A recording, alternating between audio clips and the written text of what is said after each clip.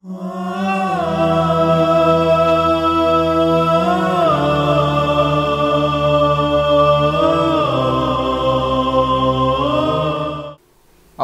मिनश्शैतानिर्रजीम बिस्मिल्लाहिर्रहमानिर्रहीम रब्बि इश्रह ली सदरी व यस्सिर ली अमरी वहलुल उक़दतम मिन लिसानी यफ़क़हू क़ौली अल्लाहुम्मा सल्लि अला मुहम्मद व आलि मुहम्मद।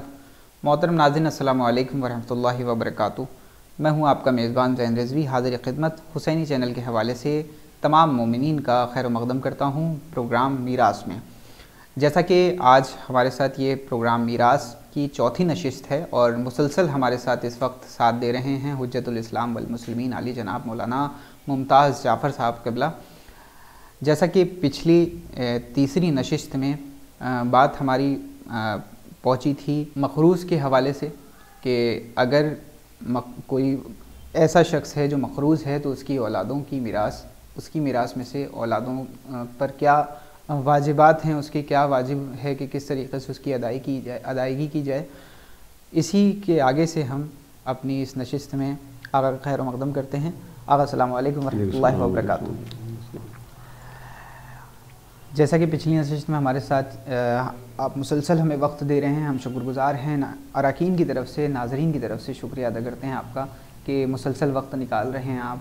और पिछली नशिस्त में यहाँ तक बात पहुँची थी कि अगर कोई मक़रूज़ है तो उसकी मीरास में कैसे अदायगी होगी, और आपने जैसा कि बयान फरमाया था, यहाँ पर मुझे एक कौल है इमाम जाफ़र सादिक़ अलैहिस्सलातु वस्सलाम का, वो याद आ रहा है, मैं चाहता हूँ कि वो बयान कर दूँ।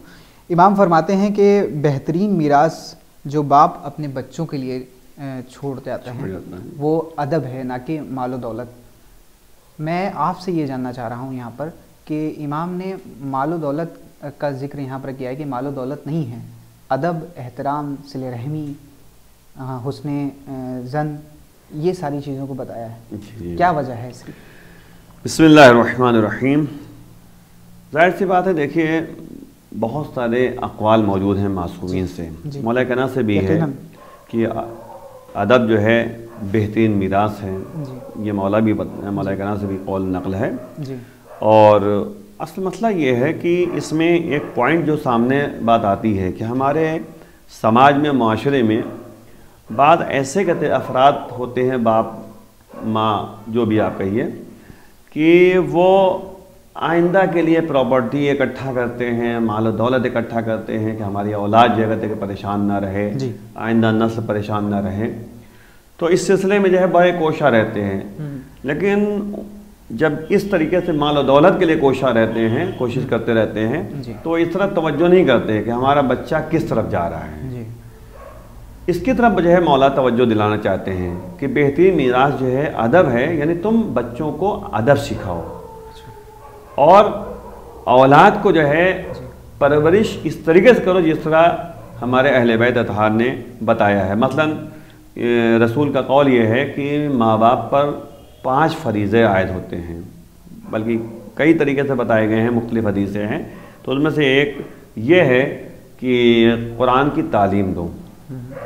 आज जाहिर सी बात है कि हम दूसरे कहते हैं उमूर की तरफ ज़्यादा तवज्जो देते हैं, कुरान की तालीम की तरफ तवज्जो नहीं देते, जबकि कुरान के सिलसिले में जो है यहाँ तक रवायतों मौजूद है, जिस घर में कुरान की तिलावत होती है कभी फ़कीरी आ ही नहीं सकती, और फिर घर नूरानी हो जाता है, फरिश्ते आते रहते हैं।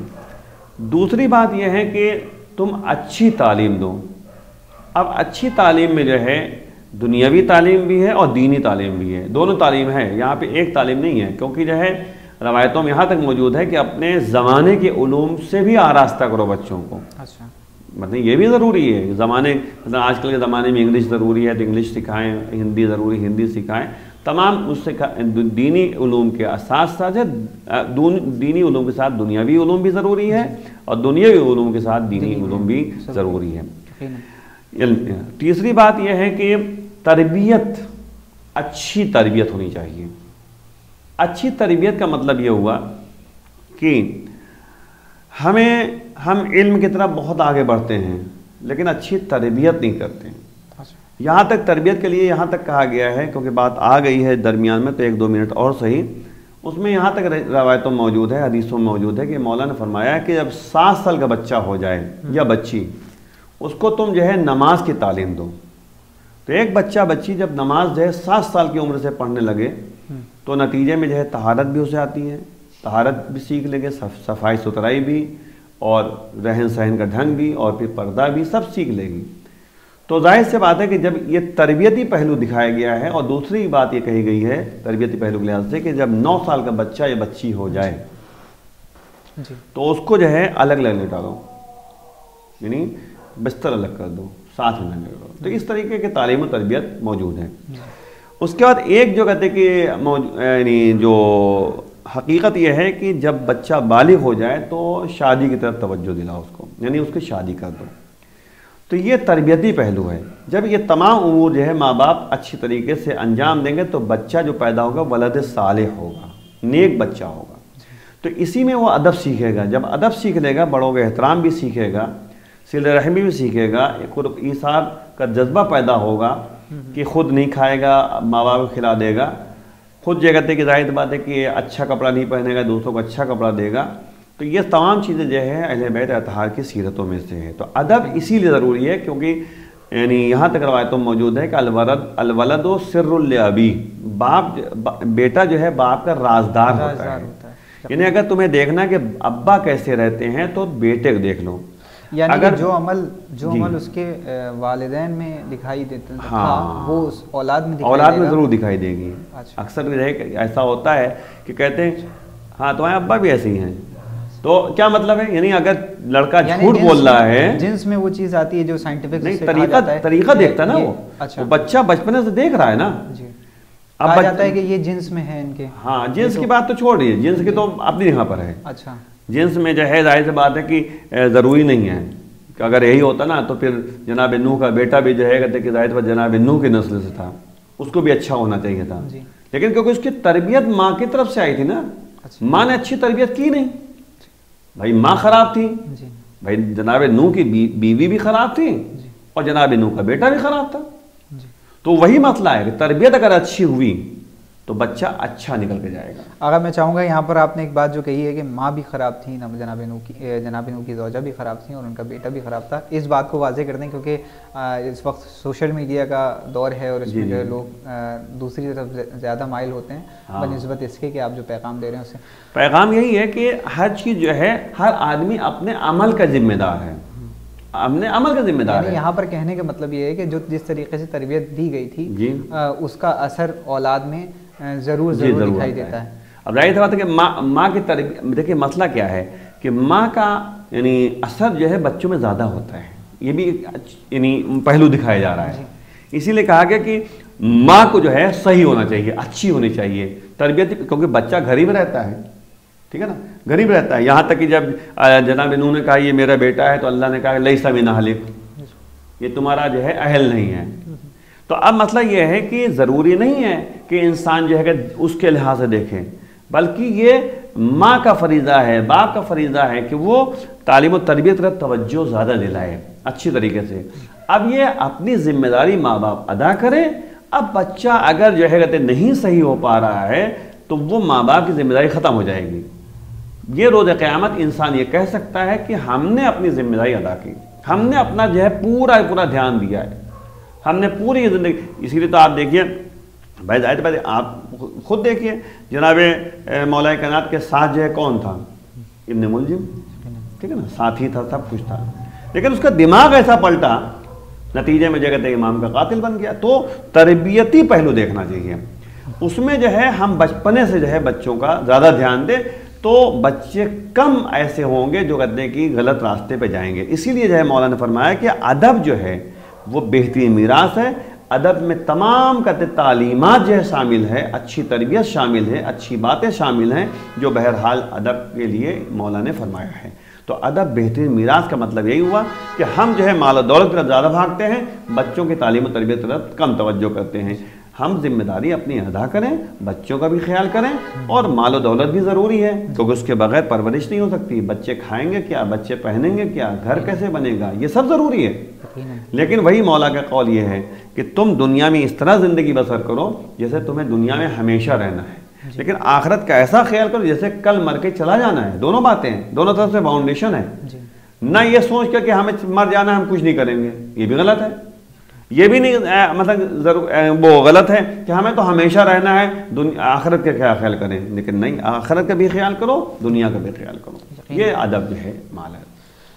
ہم ناظرین سے گزارش کریں گے کہ جو آپ کی اسکرین پر یہ نمبر چل رہا ہے اس پر آپ ہمیں واٹس ایپ میسج کر سکتے ہیں، اپنے سوالوں کے جواب لے سکتے ہیں۔ اسی پروگرام میراث کے حوالے سے آپ سوال کریں، آپ کو انشاءاللہ آگے طرف سے جواب ملے گا۔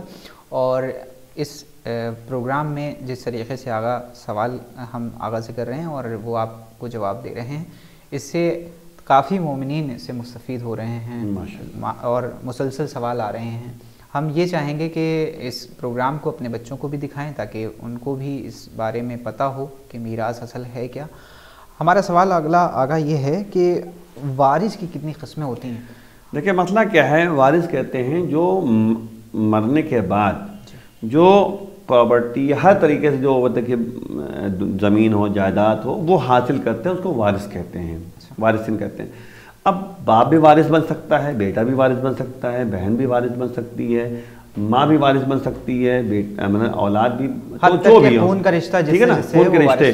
اس کے لیے جو ہے ایک جو وارثین کی تقسیمات کی گئی ہے یعنی فقہ و شریعت میں، وہ یہ ہے کہ فریضے کا ہے۔ پہلا ہے کہ فریضہ ہے، فریضہ یعنی فرض کیا گیا ہے، فریضہ ہے، جو قرآن میں اس کا تذکرہ موجود ہے کہ مثلا کہ زوجہ کو اتنا دینا ہے، زوج کو اتنا دینا ہے، تو یہ فریضہ ہے ہم کو۔ فریضہ کا مطلب یہ ہوا کہ اس کو دینا ہی دینا ہے ہم کو، یعنی چاہے اور دوسرے بیٹا ہو، باپ ہو، سب ہوں، لیکن یہ زن و شوہر کا معاملہ ایسا ہے کہ ان کو جو ہے میراث بالفرض ملے گی، یعنی فریضہ ہے دینا۔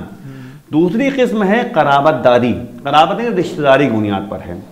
رشتہ داری بنیاد پر یہ ہے کہ مثال طور پر ہم نے آپ کو یاد ہوگا کہ شروع میں جو ہے بتایا تھا کہ 3 طرح کے طبقے ہوتے ہیں، 3 طرح کے جو ہے یعنی گروہ ہوتے ہیں جن کو میراث دینا ہے۔ میں دہرا دیتا ہوں کہ پہلے طبقے میں، پہلے کہتے ہیں اس میں اسٹیٹ میں جو ہے یعنی اولاد ہے اور ماں باپ ہیں، ٹھیک ہے نا، ان کو دینا ہے۔ دوسرے میں جو ہے بھائی بہن ہیں، ان کی اولاد ہیں۔ اس کے بعد جو ہے تیسرے مرحلے میں جو ہے وہ خالہ ہیں، ماموں ہیں، پھوپھی ہیں، ہے نا، یہ سب ہیں۔ تو یہ خالہ اور ماموں اور پھوپھی وغیرہ کو جو میراث ملے گی وہ قرابت کی بنیاد میں ملے گی، قرابت رشتہ داری کی بنیاد میں ملے گی، ٹھیک ہے نا، 2 باتیں ہوں گی۔ تیسرا یہ جو ہے کبھی ایسا ہوتا ہے کہ ہم جو ہے فریضے کی بنیاد پہ دیتے ہیں اور کبھی جو کہتے ہیں قرابت کی بنیاد میں دیتے ہیں، یہ بھی مسئلہ ہے۔ اب جو ہے جیسے مثال طور باپ ہے بیٹے کے ساتھ ہے، تو باپ کو ہم جو ان کے فریضے کی بنیاد پہ دیں گے، 1/6 دیں گے، آگے ہم بتائیں گے انشاءاللہ۔ اس طریقے سے جو ہے اگر باپ جو ہے تنہا ہے صرف، تو ہم اس کو جو ہے کہتے کہا گیا ہے کہ آپ جو ہے کہتے کہ باپ کو جو ہے وہ آگے بتائیں گے ہم کو کتنا دینا ہے آپ کو۔ اسی طریقے سے جو ہے یعنی اگر لڑکیاں ہیں اور بچے بھی ہیں، مطلب لڑکا ہے، ایک لڑکا ہے اور لڑکیاں ہیں، تو کہا گیا کہ 2/3 دیا جائے گا لڑکیوں کو، تو وہ بھی آگے ہم بتائیں گے آپ کو۔ اسی طریقے سے کبھی کبھی یہ ہوتا ہے کہ دونوں لحاظ سے ہم دیتے ہیں، جیسے مثال طور پر جو ہے یعنی بہن ہے، بیٹی ہے، اس طریقے سے جو آگے انشاءاللہ تفصیلی گفتگو ہوگی۔ فی الحال یعنی اس طریقے سے ہم کہہ سکتے ہیں کہ کبھی رشتہ داری کی بنیاد پر ہم دیتے ہیں، کبھی فریضے کی بنیاد پہ دیتے ہیں، یعنی 2 طرح کے جو ہے ہمارے سامنے مسائل ہیں۔ کبھی فریضے کی بنیاد پہ دیتے ہیں، فریضہ کا مطلب یہ ہوتا ہے کہ یہ دینا ہی دینا ہے ہم کو، اور رشتہ داری کی بنیاد پہ دیتے ہیں۔ جیسے مثال طور پر ایک چھوٹی سی مثال دے دوں آپ کو کہ ایک آدمی مر گیا، اس کی زوجہ ہے اور پہلے طبقے میں کوئی نہیں ہے، نہ اولاد ہے نہ ماں باپ ہیں، دوسرے طبقے میں کوئی نہیں ہے، بہن بھائی بھی نہیں ہے، اب تیسرے طبقے میں جو ہے ماموں مل گئے، تو اب جو کہتے ہیں کہ زوجہ کو جتنا دیا گیا، زوجہ کو دینے کے بعد جو بچا وہ ہم جو ہے ماموں، خالہ، پھوپھی ان سب میں تقسیم کریں گے، وہ الگ مطلب کی ایک لمبی گفتگو ہے۔ تو فی الحال یہ ذہن میں رکھنا ہے، کبھی فریضے کی بنیاد پہ دیتے ہیں، کبھی قرابت داری یعنی رشتہ داری کی بنیاد پہ دیتے ہیں۔ اچھا، یہ ہے وارثین۔ یہاں پر ایک اور سوال آیا ہے ہمارے پاس رستم نگر سے، یہ سوال کرتے ہیں کہ ایک زوجہ ہے جو اپنے شوہر، لڑکیوں کو اور اپنے والدین کو چھوڑ گئی، یعنی کہ دنیا سے رخصت ہو گئی، اب اس کی میراث کس طریقے سے تقسیم ہوگی؟ اس کو بھی مثلا کہ ایک عورت مر گئی، جی ٹھیک ہے، اب مرنے کے بعد اس کی کون کون بچا ہے؟ شوہر ہے، ٹھیک، لڑکیاں ہیں اور اس کے والدین، ٹھیک. تو اب جو ہے اگر یعنی دیکھا جائے تو سب سے پہلے جو ہے یعنی شوہر جو کہتے ہمارا ہے، وہ جو عورت کا جو شوہر ہے اس کو جو ہے کہتے ہیں کہ 1/4 دیں گے. کیوں دیں گے؟ کیونکہ اس عورت کی بیٹی ہے، یعنی اولاد میں سے ہے. ٹھیک ہے. اب جو ہے کہتے ہیں اگر جو ہے کہتے ہیں اولاد میں سے کوئی نہ ہوتا تو کہتے ہیں کہ ہم 1/2 دیتے ہیں. ٹھیک ہے نا. عورت مر گئی، اگر اولاد میں سے کوئی نہ ہوتا تو ہم 1/2 دیتے ہیں. لیکن کیونکہ بیٹیاں ہیں، اولاد میں سے ہے، اس لیے جو ہے زوج کو جو ہے یعنی شوہر کو جو ہے 1/4 دیں گے. ٹھیک. 1/4 ہم نے دیا. بیٹیوں کو جو ہے قرآن میں موجود ہے کہ 2/3 دیجیے آپ. اچھا. اور ماں باپ کو جو ہے 2/6 دینا ہے. یعنی ماں کو 1/6، 1/6، اور کہتے ہیں کہ ماں کو بھی 1/6. یعنی یوں سمجھ لیجئے کہ شوہر کو 1/4 دینا ہے، یعنی چوتھائی دینا ہے. بیٹی کو 2/3 دینا ہے. بیٹیوں کو ایک سے زیادہ بیٹیاں ہیں اس لیے 2/3 دینا ہے. اور ماں باپ 2/6، یعنی 1/6 جو ہے ماں کو دینا ہے، 1/6 جو ہے باپ کو دینا ہے. اس لیے میں ذرا تفصیل بتا رہا ہوں کہ ذہن میں لوگوں کے بس جائے. تو یہ 3 باتیں ہو گئیں. اب اس کو ہم فرض کرتے ہیں کہ کیونکہ میتھ کا مسئلہ بھی ہے، میتھمیٹکس جو جانتا ہے وہ بہرحال جو ہے وہ جانتا ہے اس کو. 2/3 ہے، 2/6 ہے اور 1/4 ہے. ان سب کو جو ہے کہتے ہیں اگر غور کیا جائے تو ہمارے پاس اگر مثال طور پر جو ہے 1200 روپے ہمارے پاس ہیں، ہم فرض کر لیتے ہیں 1200 روپے ہمارے پاس ہیں، تو 1/4 ہم نے جو ہے چوتھائی حصہ شوہر کو دے دیا. چوتھائی حصہ کتنا ہوا؟ 300 روپے. ٹھیک. ماں باپ کو ہم نے جو ہے ماں کو 1/6 دینا ہے، چھٹا حصہ، اور باپ کو بھی چھٹا حصہ دینا ہے. تو ہم جو کیا کریں گے، 1200 کا چھٹا حصہ کتنا ہوا؟ 200 روپے. 200 روپے ہم نے ماں کو دے دیا، 200 روپے جو ہے باپ کو دے دیا. کتنے ہو گئے ٹوٹل؟ 700 روپے. 300 ہم شوہر کو دے چکے، 400 یہاں دے رہے ہیں، 700 روپے. 1200 روپے میں سے کتنا بچا؟ 500 روپے. تو 500 روپے ہم بیٹی کو دے دیں گے. اچھا. جو بیٹیاں ہیں، 2 بیٹیاں ہیں تو 250 روپے بانٹ دیں گے. یہ جو پورا کا پورا حصہ بچے گا اس کے بعد تقسیم کرنے کے بعد وہ بیٹیوں کو دے دیں گے. اور اگر بیٹیاں 2 ہیں تو وہ آدھا دے دیں گے، ہو جائے گا. 2 بیٹیاں. یہاں پر ایک اور سوال آ رہا ہے آغا. یہ سوال آ رہا ہے ہمارے پاس مفتی گنج سے. یہ نسیم بانو ہیں جو اس سوال کو کر رہی ہیں. ان کا کہنا ہے کہ شوہر، ماں اور لڑکا، اس میں تقسیم کیسے ہوگی؟ شوہر اور ماں اور لڑکا. یعنی کہ ایک زوجہ ہے شوہر کی جس کا انتقال ہو گیا ہے اور اس زوجہ کی ماں زندہ ہے. جی. زوجہ کی ماں زندہ ہے اور زوجہ کا شوہر زندہ ہے اور شوہر کے لڑکے ہیں.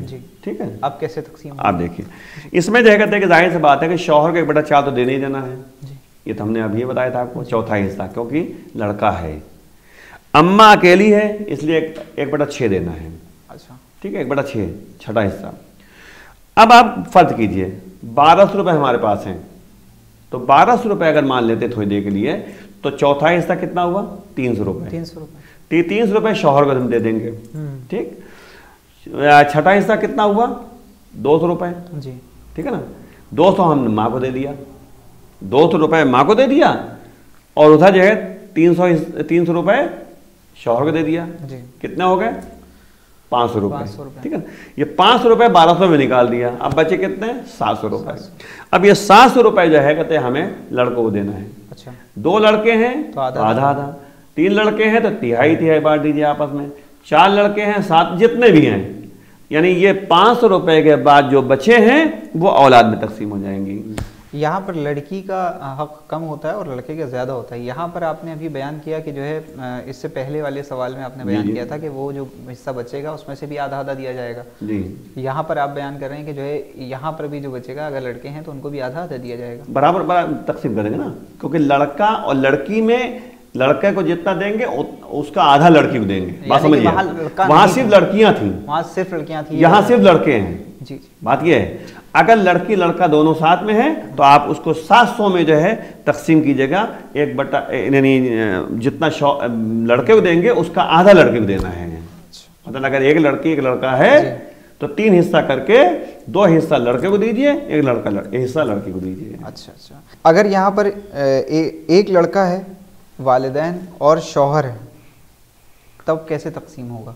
वालिदैन हैं और शौहर हैं, एक लड़का है, एक लड़का है, वालिदैन हैं हाँ, और शौहर हैं, यानी कि जिसकी मीरास है, हाँ, उसमें जो है मीरास जो तकसीम होना है जी, वो जी, इन लोगों में होना है, एक शौहर जी, एक लड़का एक और लड़का, वालिदैन, वालिदैन, ठीक, यानी कि वालदा वालिद दोनों बिल्कुल मौजूद है। शौहर को जो है वही चौथाई हिस्सा दे दिया आप, अच्छा, ठीक है, ये भी वैसे ही तकसीम वैसे ही चौथाई तो दे नहीं देना क्योंकि लड़का मौजूद है। ठीक, वालिदैन को जो है 1/6 1/6 दोनों को दे दीजिए आप, अच्छा, ठीक है ना। हम 1200 रुपये मान लेते थोड़ी देर के लिए, अच्छा, तो 1200 रुपये में से 300 रुपये जो है आप शौहर को दे दीजिए और वालिदैन को जो है 200 रुपये दे दीजिए आप, जी, 700 निकल गए। अच्छा, अब जो ये 500 बचा है वो आपको लड़के को दे ये दीजिए, लड़के को दे देना है। लड़के को दे अच्छा, अगर इस सवाल को थोड़ा सा और वैसे कर दें कि बीवी मौजूद है, वालिदैन मौजूद हैं और लड़कियां मौजूद हैं, तो कैसे इसको? अब जो है इसका थोड़ा सा उलट जाएगा मामला। अच्छा, मसला ये है कि अभी शौहर को जो है 1/4 मिल रहा था, चौथाई मिल रहा था, जी, अब शौहर और बीवी को जो है मिलेगा 1/8, 8वां हिस्सा मिलेगा, 8वां हिस्सा मिलेगा। तो अब जो है जौजा को मतलब 8वां हिस्सा दिया जाएगा, वालिदैन मौजूद हैं, ठीक है ना। तो वालिदैन में जो है 1/6 जो है माँ बाप को दिया जाएगा, छठा हिस्सा, ठीक है। अब जो बचा वो आप जो है बेटे को दे दीजिए। तो अब क्या करेंगे, मिसाल तौर पर आप मान लेते थोड़ी देर के लिए कि 1200 रुपये हमारे पास है, 1200 मान लेते हैं जी। उसका 8वां हिस्सा कितना हुआ? 1200 का 8वां हिस्सा हो गया 150 रुपये, 150 रुपये, ठीक, 150 रुपये हमने बीवी को दे दिया। माँ बाप का कितना हुआ भाई? 200 रुपये, क्योंकि छठा हिस्सा देना है, तो 200 रुपये हुए, 400 रुपये ये निकल गए माँ बाप को। अब जो है 400 और 150 मिलकर कितना हुए? 550। तो 550 जो है 1200 रुपये में निकाल दीजिए, 650 रुपये बचे। 650 रुपये जो है आप वलद को दे दीजिए, लड़के को। एक लड़का है तो 650 दे दीजिए, 2 लड़के हैं तो आधा बांट दीजिए, एक लड़की है 2 लड़के हैं तो आपके 3 हिस्से करने के बाद 2 हिस्सा जो है बेटे को दे दीजिए, 1 हिस्सा बेटी को दे दीजिए। अच्छा, अगर यहाँ पर बेटियां हैं तो बराबर तकसीम कर दीजिए। अच्छा अच्छा अच्छा, जहां लड़का आया बीच में तो वहां 1/2 यानी दुगना हो जाएगा लड़के का। जहां लड़की आई वहां उसका आधा हो जाएगा। अगर सब लड़कियां सिर्फ हैं तो उसमें बराबर तकसीम कर दीजिए, अगर लड़के हैं तो उनको बराबर तकसीम कर दीजिए। जहां कहते कि दोनों आए वहां पे जो है समझ लीजिए कि वही कुरान का जुमला है कि लड़की का दुगना जो है लड़के को दीजिए आप। अच्छा अच्छा, तो ये तो बात यहाँ पर मुकम्मल हो गई। हम चाहेंगे कि आगा इस वक्त हमारा ख़त्म हो गया, आप क्या पैगाम देना चाहेंगे इस वक्त हुसैनी चैनल के हवाले से मोमिनीन की खिदमत में?